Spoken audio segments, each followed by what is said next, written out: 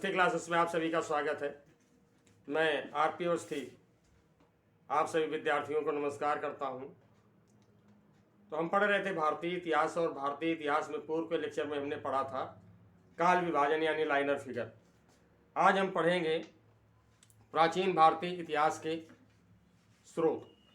देखिए, इतिहास वह विषय है जिसमें बहुत कुछ ऐसा है जिसके बारे में हमें कहीं से कुछ प्रमाण नहीं मिलते हैं। तो किसी भी बात की सत्यता को सिद्ध करने के लिए हमें प्रमाणों की आवश्यकता होती है। देखिए, पौराणिक या कपोल कल्पित जो कहानियां हैं या जो ग्रंथ हैं, उनकी प्रमाणिकता के लिए कोई भी प्रमाण नहीं है। वो केवल इमेजिनेटिव है, कल्पनाशीलता है उनमें। जैसे उदाहरण के लिए बता दूं कि एक कहानी है कि ब्रिज के जितने भी निवासी थे, ब्रिजमंडल के जितने भी गांव थे, सभी इंद्र के प्रकोप से बचने के लिए इंद्र की पूजा किया करते थे। तो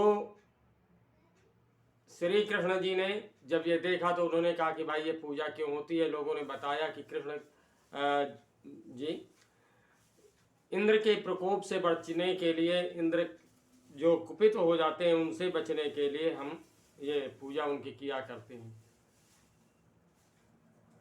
अब कृष्ण को ये बात नागवार गुजरी। उन्होंने कहा नहीं, ये पूजा नहीं होगी, बंद कर दीजिए। पूरे ब्रजमंडल के लोगों को एक ये सूचना पहुंचा दी गई कि इस वर्ष जो है इंद्र की पूजा नहीं होगी। अब कहते हैं इंद्र कुपित हो गए। उन्होंने लगातार जो है 7 दिन और 7 रात तक वर्षा की। इससे ब्रजमंडल में बाढ़ आ गई। अब लोग भयभीत हो गए। तो श्री कृष्ण जी ने अपनी कनिष्ठा उंगली में जो है गोवर्धन पर्वत को उठा लिया और उसके नीचे ब्रजमंडल के सारे लोग, सारे जानवर, सब कुछ जो है समाहित हो गए, आ गए। अब एक बौद्धिकता का प्रश्न उठता है ये कि जब पहाड़ है तो उसे उठा लिया गया, तो ऊपर से आने वाले पानी से तो हम बच सकते हैं, लेकिन जब बाढ़ है तो उसमें पहाड़ के नीचे भी तो बाढ़ का पानी गया होगा। बौद्धिकता का प्रश्न है। तो इसलिए इतिहास के बारे में हमें जानने के लिए प्रमाणों की आवश्यकता है। तो कुछ ऐसा काल है जिसके बारे में जो है कुछ ज़्यादा जानकारी नहीं है, फिर भी उसकी प्रमाणिकता को कैसे सिद्ध किया गया है। तो आज हम पढ़ेंगे प्राचीन भारतीय इतिहास के स्रोत। ठीक है, आइए पढ़ते हैं प्राचीन भारतीय इतिहास के स्रोत। हमारा विषय है भारतीय इतिहास।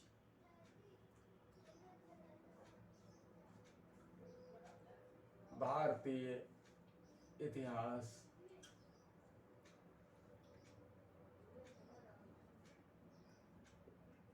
Indian history.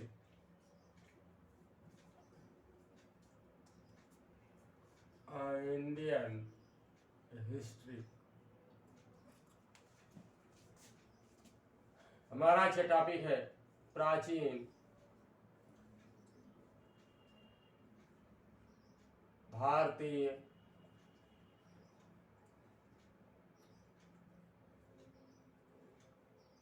इतिहास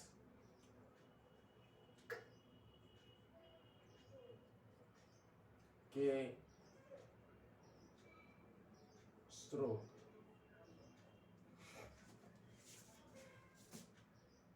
ठीक है, तो resources of old Indian history, ancient Indian history, resources of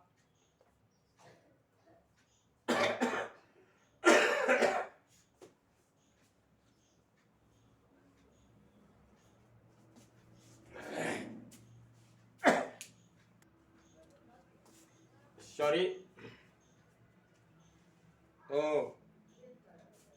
प्राचीन भारतीय इतिहास के जो स्रोत हैं उनमें से पहला स्रोत है पुरातात्विक स्रोत। पुरातात्विक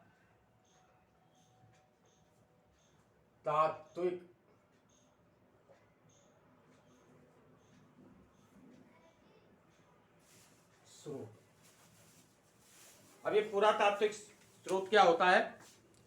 जहां भी खुदाई की जाती है, उत्खनन के पश्चात यानी खुदाई के पश्चात कुछ ना कुछ चीज़ें ऐसी मिलती हैं जो पहले के लोगों के द्वारा उपयोग में लाई जाती रही हैं। ठीक है, तो उन उपयोग की वस्तुओं में कार्बन की मात्रा होती है, यानी जितनी भी वस्तुएं हैं सभी में कार्बन की मात्रा होती है, और ये जो कार्बन की मात्रा होती है निश्चित समय के पश्चात इसकी मात्रा जो है घट जाती है, क्षय हो जाती है, नष्ट हो जाती है। तो जब खुदाई में कोई चीज़ मिलती है तो उसमें कितनी कार्बन की मात्रा है ये पता चल जाता है, और साथ ही साथ ये जो बची हुई कार्बन की मात्रा है कितने वर्षों के बाद इतनी शेष है, तो इससे जो है ये पता चल जाता है कि वह वस्तु कितनी पुरानी है। रेडियो कार्बन विधि से जो है उसकी आयु ज्ञात कर ली जाती है और ये पता चल जाता है कि ये वस्तु कितनी पुरानी है। तो पहला है हमारा पुरातात्विक स्रोत। दूसरा आता है साहित्यिक स्रोत।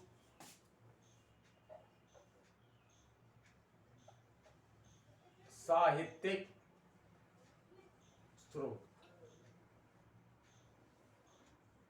साहित्यिक स्रोत के द्वारा जो है जो इसमें वो सामग्री आती है जो लिखित सामग्री है, लिखा गया है।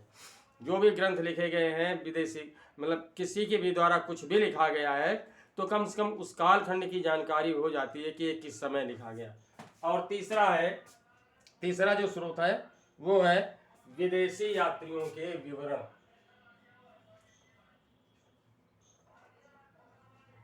विदेशी यात्रियों के विवरण। देखिए, मैंने पूर्व में भी बताया था कि हमारे देश में कभी भी इतिहास लेखन की प्रक्रिया नहीं रही। कभी भी ये सोच करके कुछ नहीं लिखा गया कि आगे प्रमाणिकता के लिए जो है आधार बनेगा। तो राजाओं के यहाँ कुछ कविगण रहते थे, भाट जिनको कहते हैं, भाट एक ब्राह्मण जाति होती है जिसे वर्तमान में भट्ट के नाम से जाना जाता है।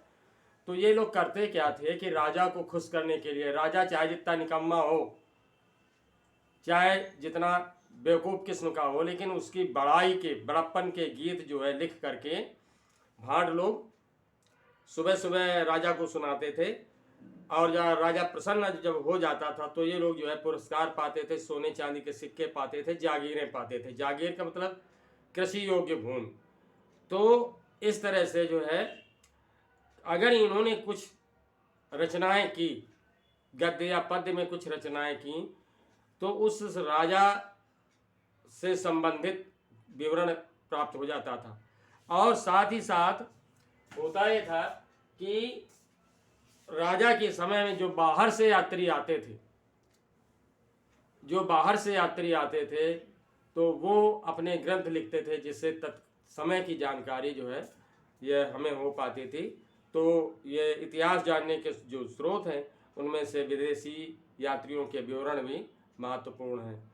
जैसे तमाम विदेशी यात्री हुए, हुएनसांग है, फाहियान है और फरिश्ता है। तो इस तरह से तमाम सारे जो है विदेशी यात्री भारत आए और उन्होंने अपने विवरण प्रस्तुत किए।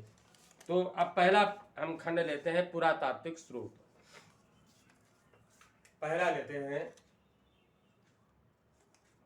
पहला स्रोत पुरातात्विक स्रोत।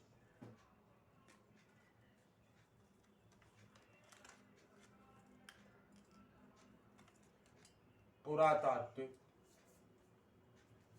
स्रोत। अब इसमें कितनी चीजें आती हैं? पुरातात्विक स्रोत के अंतर्गत 6 चीजें आती हैं। देखते हैं वो कौन कौन सी 6 चीजें।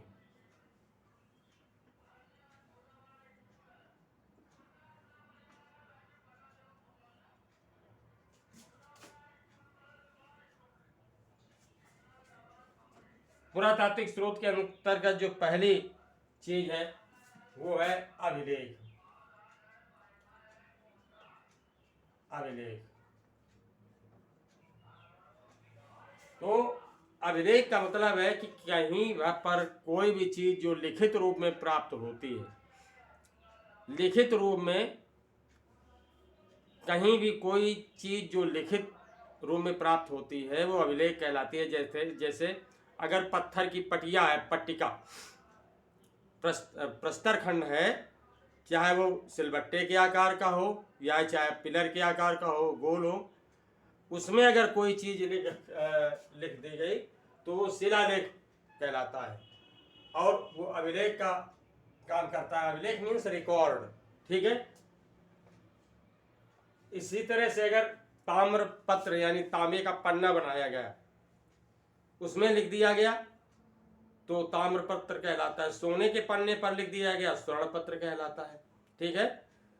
कागज, एक बांस का कागज होता है जिसको उस समय कहते थे भोजपत्र, आज भी तांत्रिक लोग इसका उपयोग करते हैं, तो भोजपत्र कहलाता है। उसमें अगर लिख दिया गया तो भोजपत्र कहलाता था। तो इस तरह से उसमें लिखित सामग्री जो है अभिलेख कहलाती है। दूसरा है मुद्राएं। विभिन्न राजाओं के समय में अलग अलग प्रकार के सिक्के जो चलाए गए, करेंसी चलाई गई, मुद्रा चलाई गई, तो ये मुद्रा भी जो है पुरातात्विक स्रोत के अंतर्गत आती है, प्रमाण का काम करती है। अगला है स्मारक एवं भवन। स्मारक एवं भवन तो विभिन्न राजाओं के द्वारा जो निर्मित भवन है उनमें किस कला का प्रयोग हुआ है और कौन कौन सी सामग्री प्रयोग की गई है, तो इससे भी जो है जानकारी होती है। ये स्मारक और जो भवन है ये भी हमारे जो है इतिहास जानने के स्रोत हैं, यानी पुरातात्विक स्रोत हैं। और तत्पश्चात मूर्तिकला। मूर्तिकला यह भी पुरातात्विक स्रोत है। खुदाई से ये जो सामग्रियां प्राप्त होती हैं उनका विवेचन किया जाता है कि मूर्तियां किस प्रकार की बनती थी, किस प्रकार की कला थी, कौन सी आर्ट थी मूर्तियों के निर्माण में, समझ में आया। इसके बाद है चित्रकला। चित्रकला ये जो चित्र बनाने की कला थी, इससे भी ये हमारे जो है इतिहास के बारे में जानकारी होती है कि ये किस कालखंड में किस समय जो है किस प्रकार की कला प्रचलन में रही। और अंतिम है अवशेष। अवशेष, अवशेष का अर्थ है फॉसिल्स, यानी कहीं पर कोई भी चीजें जो दबी हुई मिल जाती हैं, जीवाश्म जिसको कहते हैं, पेड़ पौधे, वनस्पतियां, मनुष्य, जानवर आदि के जो अंग मिलते हैं, हड्डियां वगैरह, वो अवशेष कहलाते हैं। तो इनसे भी जो है हमें इतिहास के बारे में जानकारी होती है, ठीक। तो ये पुरातात्विक स्रोत है, यानी इनकी संख्या 6 है। अब हम पहला लेते हैं अभिलेख।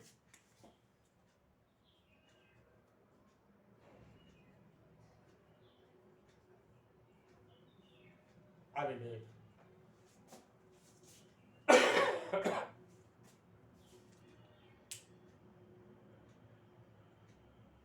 तो जैसा कि मैंने बताया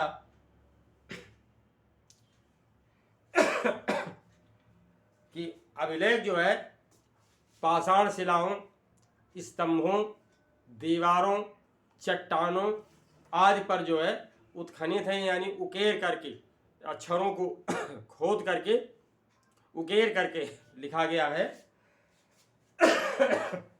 साथ ही साथ प्रतिमाओं पर भी उकेर करके लिखा गया है, तो ये अभिलेख कहलाते हैं, ठीक है। यानी अभिलेख जो है, अभिलेख पाषाण शिलाओं,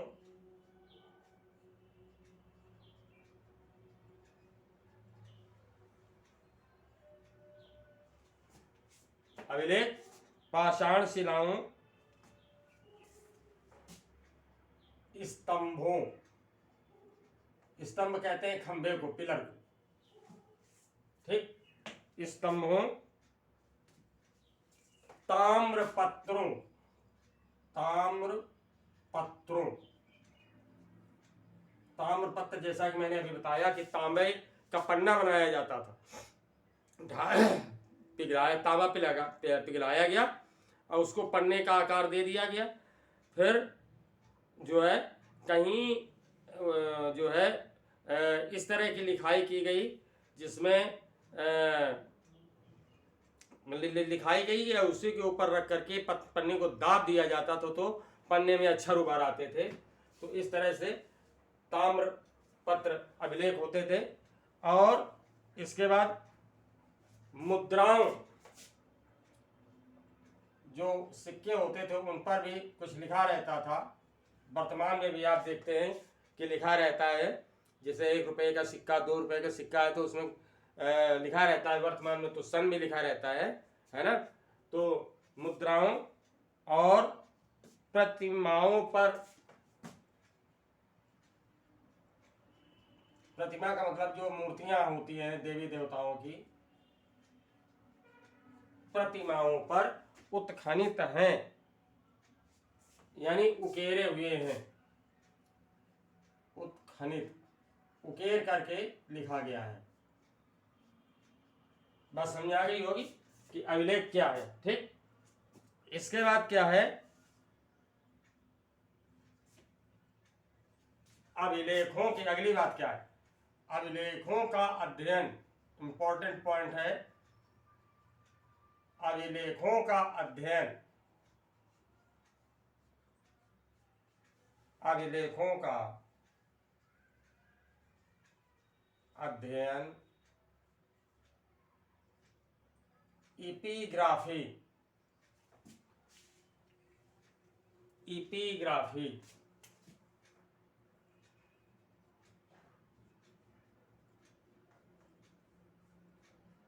इपिग्राफी कहलाता है। ठीक। अभिलेखों का अध्ययन, इपिग्राफी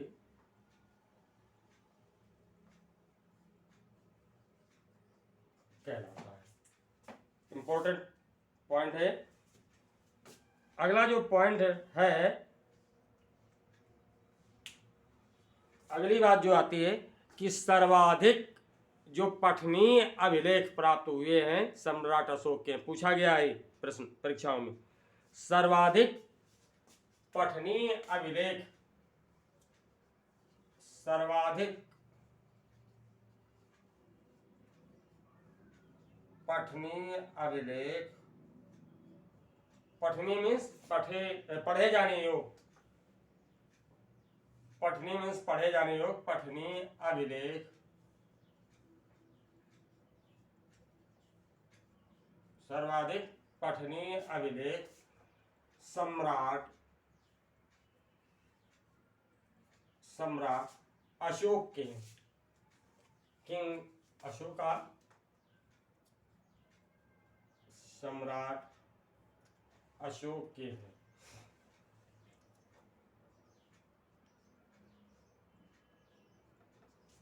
ओके। जो सबसे ज्यादा पढ़े जाने योग्य जो है अभिलेख है वो अशोक के हैं। ये अभिलेख 4 भाषाओं में प्राप्त होते हैं, ब्राह्मी, खरोष्ठी, आर्मेयिक और देवनागरी। तो इस तरह से 4 लिपियों में इसके अभिलेख प्राप्त होते हैं। जो अगला पॉइंट है वो ये है, और अशोक के हैं और ये प्राकृत भाषा में और ये प्राकृत, ये बहुत इंपॉर्टेंट पॉइंट है, प्राकृत भाषा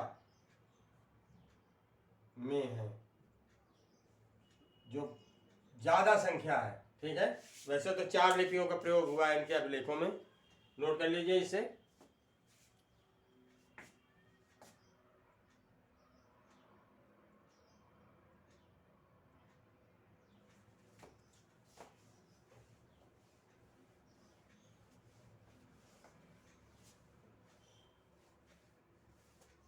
हमारी बात चल रही है पुरातात्विक स्रोत की।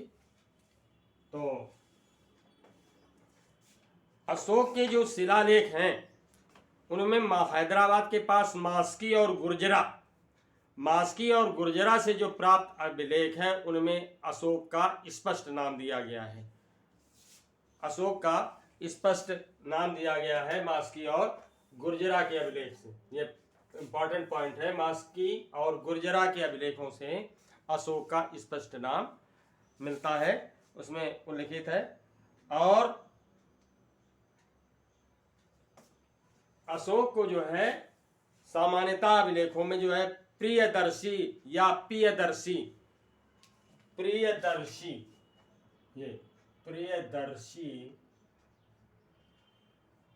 या प्रियदर्शी नाम से संबोधित किया गया है, यानी इसका अर्थ होता है देवताओं का प्रिय। ठीक, तो इस नाम से संबोधित किया गया है। अगला जो पॉइंट है हमारा वो ये है,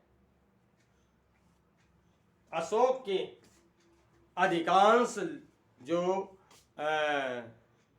अभिलेख हैं वो ब्राह्मी लिपि में लिखे गए हैं, और ये ब्राह्मी लिपि बाएं से दाईं ओर लिखी जाती थी। प्रश्न पूछा गया है परीक्षाओं में, तो कि ब्राह्मी लिपि लिखी जाती थी।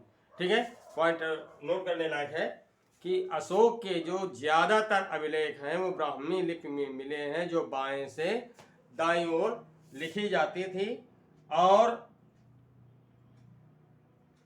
पश्चिमोत्तर प्रांत, जो पश्चिमोत्तर प्रांत है हमारा इधर का, जैसे ये इधर हमारा जो मेरठ है, मेरठ से लेकर के और ये इधर का आगे जब चले जाते हैं तो पाकिस्तान की बॉर्डर तक पश्चिमोत्तर जो प्रांत है, यहाँ से जो प्राप्त अभिलेख हैं वो खरोष्ठी लिपि में है, और खरोष्ठी लिपि जो है दाएं से बाएं लिखी जाती थी। तो इस तरह से अशोक के जो मैं पहले बता दूं आपको कि पहले जो है 1837 से पहले 1837 से पहले अशोक का नाम जो है इतिहास में नहीं था। जेम्स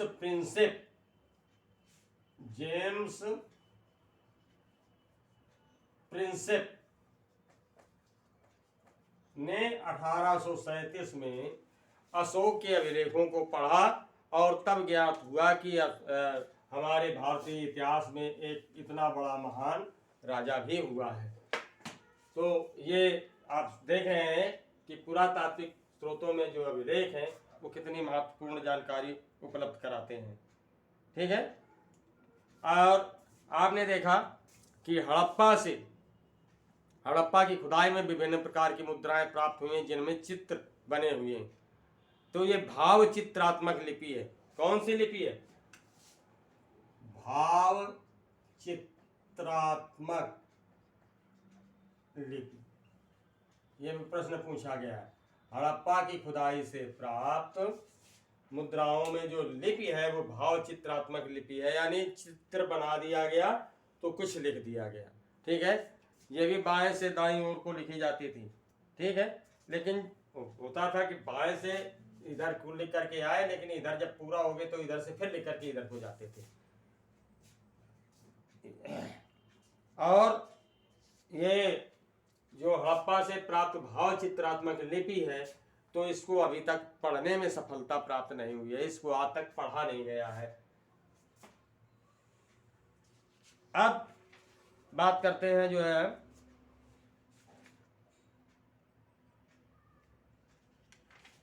कि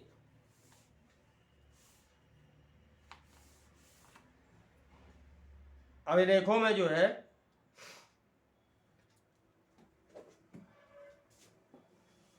अभिलेखों को भी 3 भागों में बांटा गया है। प्रथम श्रेणी के अभिलेखों को 3 भागों में बांटा गया। प्रथम श्रेणी के अभिलेख, द्वितीय श्रेणी के अभिलेख और तृतीय श्रेणी के अभिलेख। तो प्रथम श्रेणी के अभिलेख कौन कौन से आते हैं कि वे अभिलेख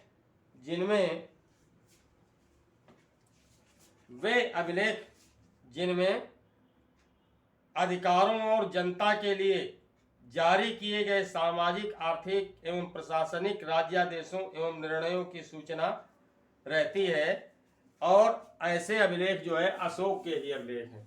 तो ये जो है प्रथम श्रेणी के अभिलेख हैं। द्वितीय श्रेणी यानी जो राज्य हित से संबंधित अभिलेख हैं, जिनमें राज्य के हितों के संबंध में या राजाज्ञा जारी की गई, जिससे राज्य की जनता का या प्रजाजनों का हित हो, यानी तो ऐसे अभिलेख जो है प्रथम श्रेणी के अभिलेख माने गए हैं। द्वितीय श्रेणी के वे अभिलेख हैं जिनमें याज्ञिक अनुष्ठान का जिक्र किया गया है। जैसे जब यज्ञ किया जाता है, यज्ञ के समय में किए जाने वाले जो अनुष्ठान है उसका जिक्र जिन अभिलेखों में है, तो वो द्वितीय श्रेणी के अभिलेख कहलाते हैं। समझ आ गया होगा। यानी अभिलेखों को भी दो भागों में बांटा गया, प्रथम श्रेणी के अभिलेख और द्वितीय श्रेणी के अभिलेख। ठीक। तृतीय श्रेणी के अभिलेख क्या है कि जिनमें जो है राजाओं की विजय की प्रशस्तियों का उल्लेख किया गया है। राजाओं ने जहाँ जहाँ विजय प्राप्त की और उन विजयों का जहाँ पर उल्लेख किया है, जिन अभिलेखों में उल्लेख किया है, यानी व्यक्तिगत हित के लिए कि हाँ हम बहुत बड़े 30 मार खां हैं, उन्होंने अपना बड़प्पन दर्शाया जिन अभिलेखों में, तो तृतीय श्रेणी के अभिलेख माने गए हैं। एक बार पुनः बता दूं कि अभिलेखों को 3 भागों में बांटा गया है। प्रथम श्रेणी के अभिलेख, द्वितीय श्रेणी के अभिलेख, तृतीय श्रेणी के अभिलेख। प्रथम श्रेणी के अभिलेख वे अभिलेख हैं जिनमें राज्य हित की बातें की गई हैं, प्रजाजनों के हित की बातें की गई हैं। द्वितीय श्रेणी के वे अभिलेख हैं जिनमें यज्ञ के अनुष्ठान से संबंधित बातें बताई गई हैं। और तीसरी प्रकार के वे अभिलेख हैं जिनमें राजाओं ने अपने स्वयं के बड़प्पन को, युद्ध आदि के बड़प्पन को, अपनी विजयों को दर्शाया है, तो वो तृतीय श्रेणी के अभिलेख हैं। अब जो है अब देखते हैं अभिलेख कौन कौन से। अभिलेख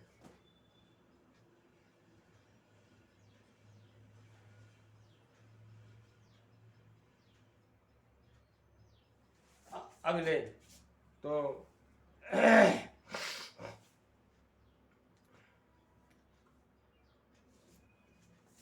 अब इसके हम 2 पार्ट कर लेते हैं, एक टेबल बना लेते हैं इस तरह से।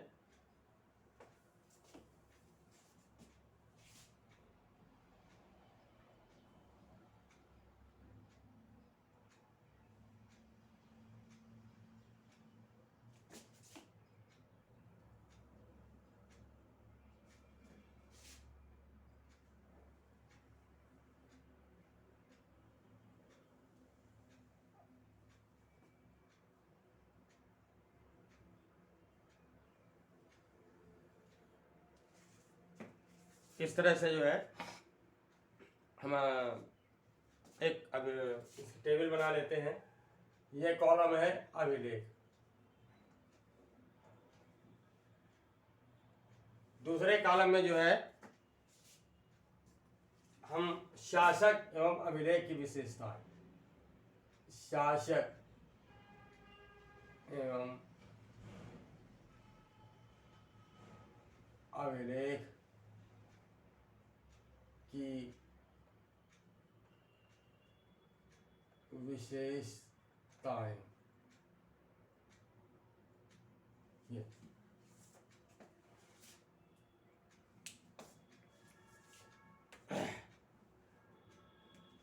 पहला जो है हम लेते हैं हाथी गुम्फा अभिलेख। पहला है हाथी गुम्फा अभिलेख।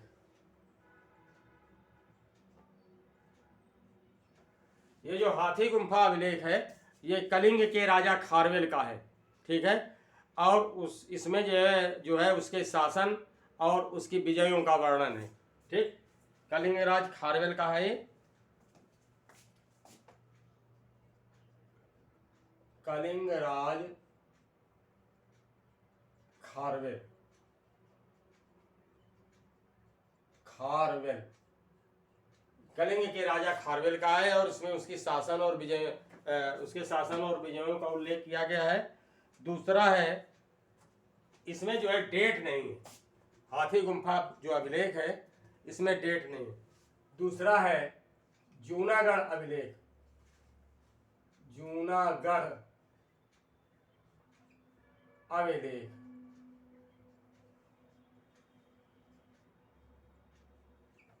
ठीक है। जूनागढ़ अभिलेख ये जो है रुद्रदामन का है, रुद्रदामन,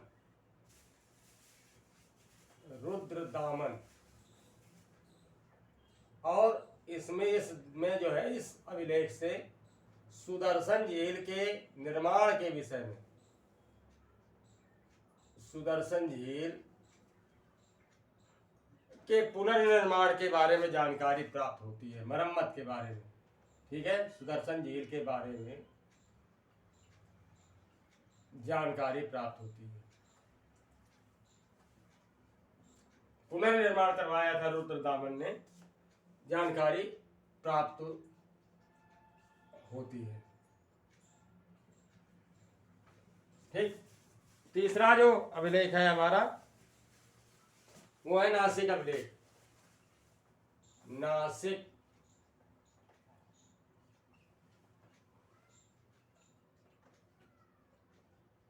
अभिलेख। नासिक अभिलेख से जो है गौतमी बलश्री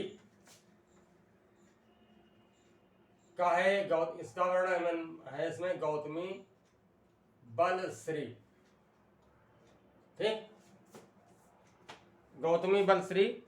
और साथ ही साथ सातवाहनों तथा सातवाहनों की उपलब्धियां, सातवाहनों की उपलब्धियां,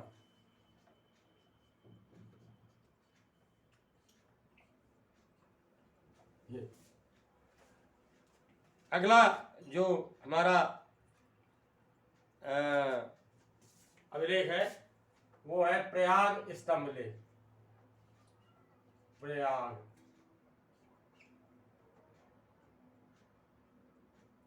प्रयाग स्तंभ लेख, स्तंभ जो इलाहाबाद का अकबर का बनवाया हुआ किला है उसमें ये है प्रयाग स्तंभ लेख। और ये वैसे तो जो है समुद्रगुप्त का है, लेकिन बाद में इसमें तमाम राजाओं ने अपना जो है वर्णन करवा दिया है, इसका जो है कई राजाओं ने उपयोग करवा डाला है इसको। वैसे जो है ये समुद्रगुप्त का है और इससे जो है उनकी दिग्विजयों की जानकारी प्राप्त होती है। ये समुद्रगुप्त का है और दिग्विजयों की जानकारी, यानी जो उन्होंने दिशाओं में, अलग अलग दिशाओं में विजय प्राप्त की, उसकी जानकारी प्राप्त होती है, जानकारी, यानी तृतीय श्रेणी का अभिलेख है। अब अगला जो पांचवा हमारा है ये है ऐहोल अभिलेख, ऐहोल अभिलेख। इसको एक सूत्र से हम याद कर सकते हैं, हजूनाप्रम एग्वाविदेवा, हजूनाप्रम एग्वाभिदेवा, यानी हाथी गुम्फा अभिलेख, जूनागढ़ अभिलेख, नासिक अभिलेख, प्रयाग अभिलेख। ये इस तरह से सूत्र है, मान लीजिए ये सूत्र, हाथी गुम्फा अभिलेख, जूनागढ़ अभिलेख, नासिक अभिलेख, प्रयाग स्तंभ अभिलेख, मंदसौर अभिलेख, ऐहोल अभिलेख, ग्वालियर अभिलेख, भीतरी अभिलेख, देवा, देवपाड़ा अभिलेख। ठीक, तो इस तरह से सूत्र है हजू नाप्रम एगवा विदेवा। तो इस सूत्र से जो है पूरे अभिलेखों की जानकारी हो जाती है, याद रहेगा। हजू नाप्रम एगवा विदेवा, एक बार पुनः देख लीजिए। हजू हा हाथी गुम्फा अभिलेख, जू जूनागढ़ अभिलेख, ना नासिक अभिलेख, प्रा प्रयाग स्तंभ अभिलेख, माँ मंदसौर अभिलेख, ऐहोल अभिलेख, ग्वा ग्वालियर अभिलेख, देव एगवावी भी भीतरी अभिलेख, देवा देवपाड़ा अभिलेख। ठीक, तो ऐहोल अभिलेख, ये ऐहोल अभिलेख जो है पुलकेशिन द्वितीय का है। पुलकेशिन द्वितीय,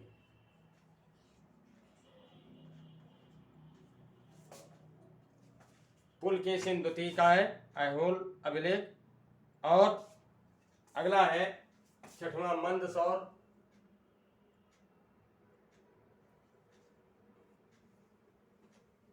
मंदसौर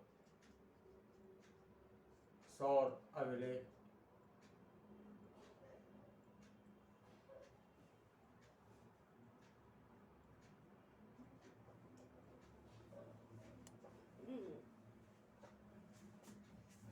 मंदसौर अभिलेख ये जो है मालवा नरेश यशोवर्मन,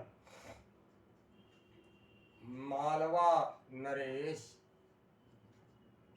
यशोवर्मन, इससे जो है जो वहाँ के रेशम की बुनकर थे उनकी श्रेणियों की जानकारी प्राप्त होती है। ठीक है, रेशम के जो बुनकर थे इनकी श्रेणियां, श्रेणियों का मतलब एक आगे हम पढ़ाएंगे कि श्रेणियां क्या थी। रेशम बुनकरों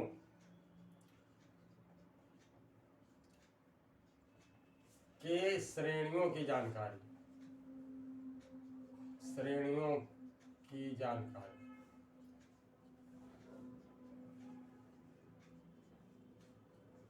आगे बात करते हैं हम, जो अगला है अभिलेख ग्वालियर।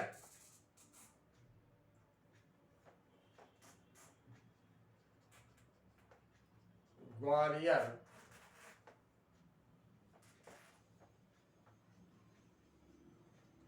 अभिलेख,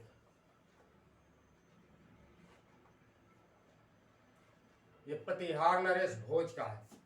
ग्वालियर अभिलेख जो है ये प्रतिहार नरेश भोज का है। प्रतिहार नरेश भोज।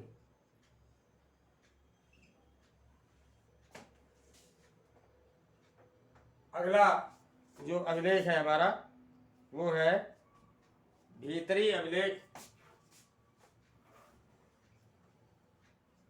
भीतरी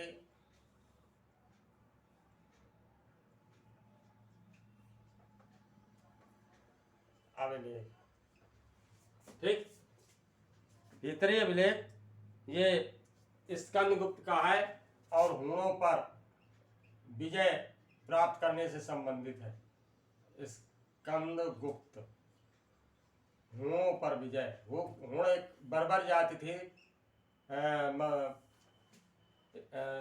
पश्चिमी एशिया की, तो इन्होंने आक्रमण किया था भारत पर। बर्बर जाति थी, ये आक्रमणकारी जाति थी। हुणों पर विजय। ठीक, अगला जो हमारा अभिलेख है वो है देवपाड़ा अभिलेख। देवपाड़ा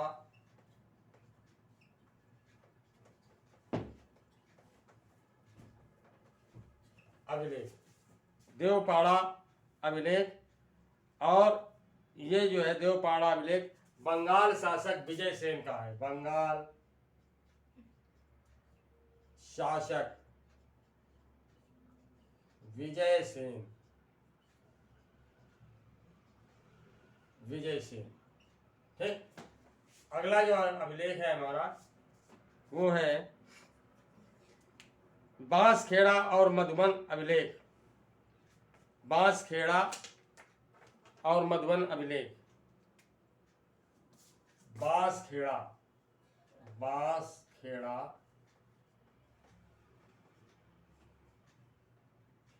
और मधुबन अभिलेख।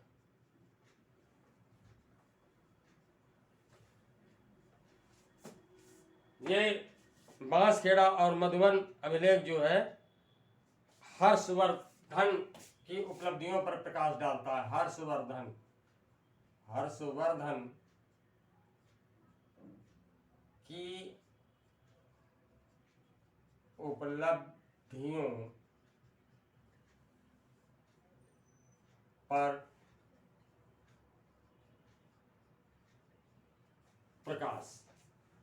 नेक्स्ट जो अभिलेख आता है बालाघाट एवं कार्ले अभिलेख। बालाघाट एवं कार्ले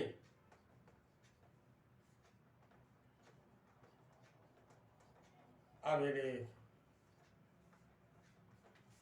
बालाघाट एवं कार्ले अभिलेख, इसमें जो है क्या है, 7 वाहनों की उपलब्धियां। 7 वाहनों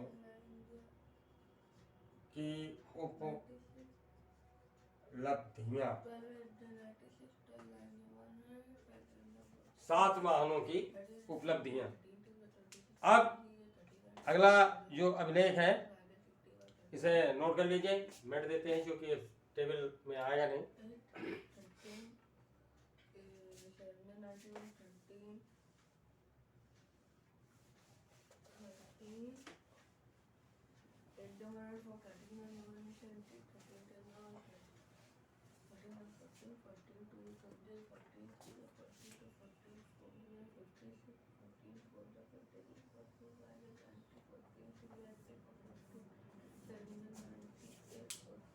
तो अगला जो है 12वां है अयोध्या अभिलेख। अयोध्या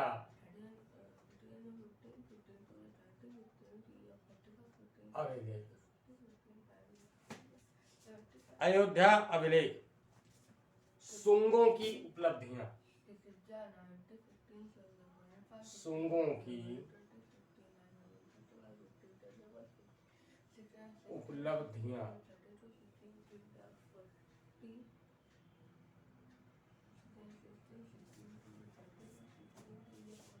नेक्स्ट है भरहुत अभिलेख।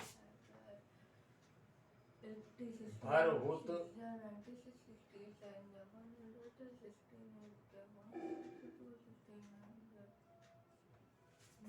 अभिलेख, सुंगन ऋण शब्द खुदे होने से सुंगों द्वारा निर्मित। इसमें जो है सुंगर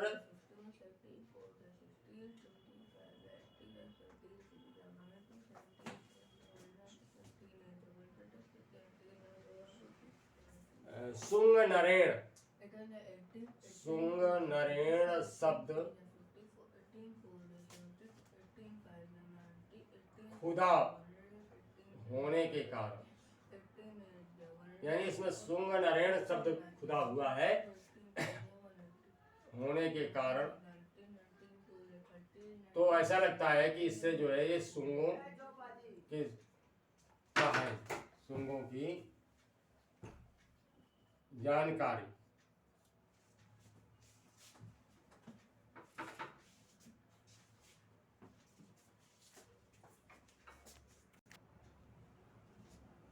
और लास्ट है 14वां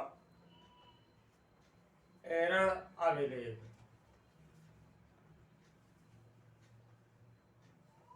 एरण अभिलेख, इसमें जो है सती प्रथा का पहला साक्ष्य, लिखित साक्ष्य मिलता है भानुगुप्त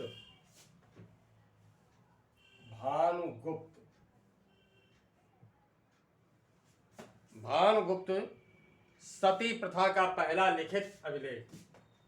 सती प्रथा का पहला लिखित अभिलेख।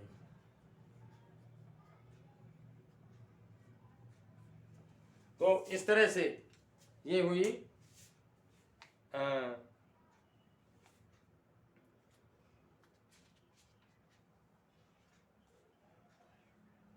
अभिलेखों की जानकारी। तो अब आज हमने पढ़ा अभिलेख, कल जो है आगे पढ़ेंगे मुद्राओं के बारे में। तो अगर कहीं कोई प्रॉब्लम है तो प्लीज़ कमेंट करके पूछिए, और मेरे चैनल अवस्थी क्लासेस को भाई सब्सक्राइब करना मत भूलें, ठीक है। और बेल आइकन आल को अगर प्रेस करके जो है मेरे सारे वीडियोज प्राप्त करें। तो बहुत बहुत धन्यवाद। नेक्स्ट लेक्चर में मेरी फिर आपसे मुलाकात होगी, तब तक के लिए नमस्कार।